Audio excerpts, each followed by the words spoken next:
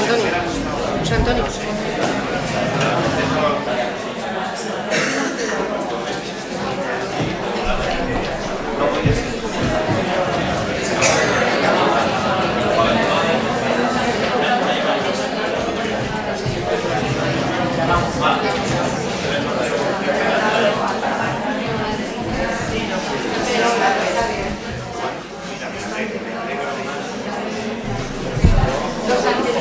Bueno, vamos a dar la bienvenida a José Antonio Romero Manzanares, gerente de CERMI del Comité Español de Representantes de Personas con Discapacidad. José Antonio cuenta con más de 25 años de experiencia en asociaciones juveniles, culturales, escuelas de animación y consejos de la juventud. Es licenciado en Geografía e Historia, animador sociocultural, director de actividades juveniles y experto en formación y recursos humanos. Es una de las personas que más está luchando por la inclusión de las personas con diversidad funcional. ¿Vale? Damos comienzo a su ponencia. Sí, ¿se oye? ¿Ahora se oye? ¿Sí? Vale. Bueno, pues me vais a permitir que me salga por aquí. Es que no sé si se me oye bien o no. A ver, ¿ahora? Ahora. Es que suelo empezar siempre con una canción, ¿no? Entonces... Y las luces, me imagino que por la cámara lo siento en el alma porque me muevo mucho, entonces... Pero bueno, intentaremos... Bueno, pues muchísimas gracias por invitarnos un sábado por la mañana aquí a Pedro Muñoz, ¿no? A hablar de inclusión, de educación, de normativa y, bueno, pues tanto al Ayuntamiento como a ambas asociaciones. Mari Carmen sabe que yo no me prodigo mucho en mesas redondas, ponencias, conferencias y demás, porque mi función y mi labor fundamentalmente es la de estar cansineando, empujando y haciendo lo que se suele llamar lobby, pero lobby bueno, ¿no? Es decir, no somos una gran corporación. Ahora os explicaré un poco para que tengáis una idea de lo que es el CERMI. Como decía Mari Carmen, desde CERMI estamos empujando mucho, sobre todo por la inclusión educativa, por la inclusión social, que me parece una idea estupenda, ¿no? de lo que refleja el símbolo de las jornadas, ¿no? En la parte de abajo, ese puzzle, ese entramado que es muy difícil de encajar muchas veces entre lo social y lo educativo, ¿no? Nos pasa, por ejemplo, en el ámbito social y sanitario. Se habla mucho de un espacio sociosanitario, pero que nos cuesta muchas veces encontrarlo. Nosotros, a nivel anecdótico, decimos siempre cuando vamos a la Consejería de Sanidad o a la de Bienestar Social que el espacio sociosanitario es el hall de la entrada, ¿no? Porque es el espacio que comparten ambas consejerías. Si tuviésemos que buscar un espacio conjunto entre el ámbito social y el educativo, sería más complicado, porque la Consejería de Educación está en el polígono de Toledo y la Consejería de Bienestar Social sabéis que está por el barrio de Buenavista. En ese sentido, bueno, pues agradecer, me reitero, la invitación. Es complicado hablar porque de hecho tengo tres versiones: la versión corta mínima, la versión media o la versión larga.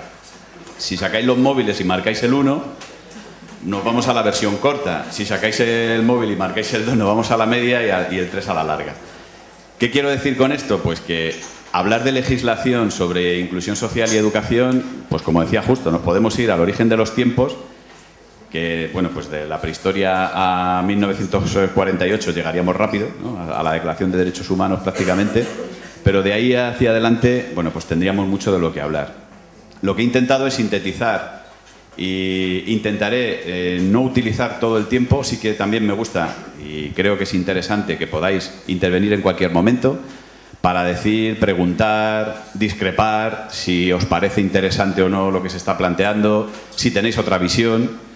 Yo voy a hablar con total libertad y así lo hago. Soy bastante políticamente incorrecto porque, bueno, pues mañana cumplo 50 años, no es por nada. Y dice un amigo mío que ya tiene 55 que una de las cosas que cambian es que cuando pasas de los 50, pues ya directamente no pides permiso, pides perdón. Bueno, pues si a alguien le molesta o no está de acuerdo con mis planteamientos, reitero, como os decía al principio, mis disculpas, pero son mis ideas. Hay otras, las comparto y las respeto. A lo que me ciño, empezando, por ejemplo, discrepo con Mari Carmen en la presentación. Yo soy experto de mí mismo, ¿vale? Soy experto en inclusión porque llevo 16 años luchando por la inclusión tengo un máster de 16 años en inclusión social y educativa que se llama Álvaro Romero de Mora, que es mi hijo, que tiene discapacidad intelectual. No tiene diversidad funcional, ojo, en eso discrepo con Mari Carmen. Yo el término diversidad funcional no lo utilizo, lo respeto, pero no lo comparto. No comparto capacidades diferentes. Capacidades diferentes, y son premisas que pongo encima de la mesa, que podéis estar de acuerdo o no. Un barreño y un cubo tienen capacidades diferentes. Mi hijo y otro niño, igual que él, sin discapacidad, probablemente tengan las mismas capacidades para todo. Pero mi hijo tiene discapacidad y el otro niño no. Hay niños que tienen capacidad o personas que tenemos capacidades para hacer muchas cosas y otras tenemos otras. El problema, a lo que voy, y enlazando con la ponencia de hoy, es que cuando hablamos de nomenclatura, como decía justo, el lenguaje es muy importante, porque el lenguaje transmite también los pensamientos y sobre todo transmite algo que para nosotros, para las familias, y por eso os digo que hablo a título personal, hablo a título de opinión, de padre, de profesional, como lo queráis ver, pero sobre todo para las familias.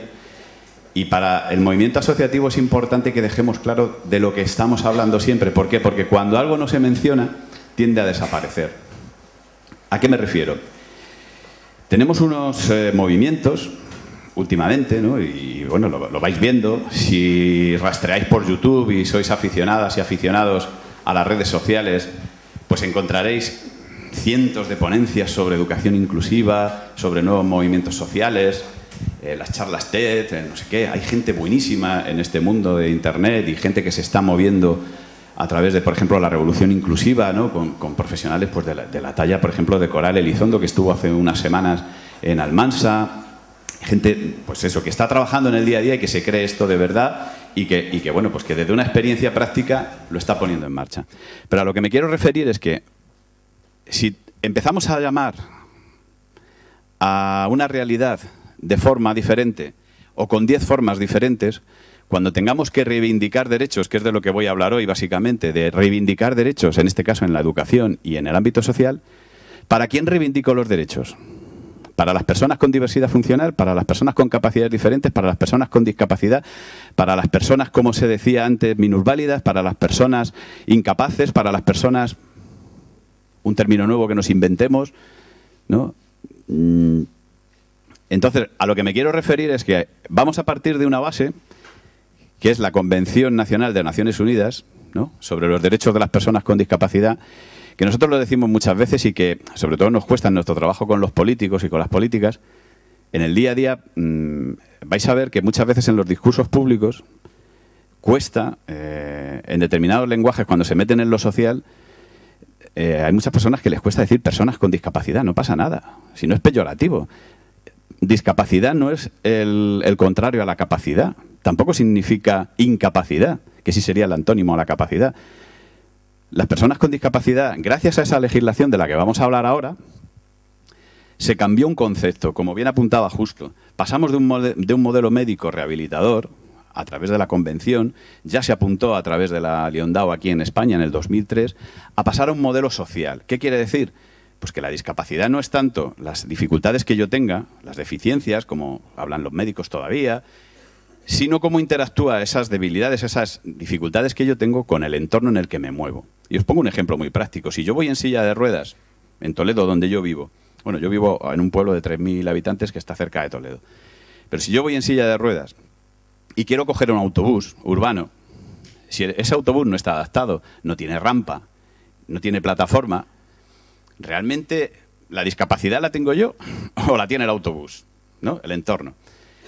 Si yo tengo una serie de dificultades para el aprendizaje, tengo un trastorno del autismo, puedo tener X etiquetas, que yo sé que a los docentes, a los pedagogos, a los logopedas, a los orientadores, cada vez os gusta menos el tema de las etiquetas. Pues no os quiero decir a los padres y a las madres, ¿no? Decir, pues mi hijo es mi hijo y punto, y se llama Álvaro, no se llama retrasado mental o tiene una discapacidad intelectual, no sé cuántos, ¿no?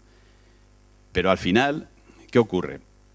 Que cuando tenemos esas etiquetas, entre comillas, tenemos que empezar a ver cuáles son las adaptaciones o cuáles son las modificaciones que el sistema tiene que realizar para que igualemos, ¿no? Y que todos tengamos las mismas oportunidades, que es de lo que hablamos y de lo que, bueno, me gustaría partir de la premisa básica que es pues la normativa, por un lado, educativa, que habla sobre educación y cómo vamos a encajar las distintas normas a nivel social que tienen que ver con la inclusión educativa.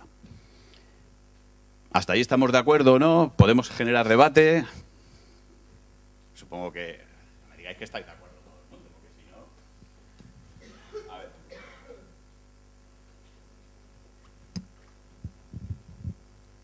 Yo no me... Ahora sí me oigo. Antes no me oía.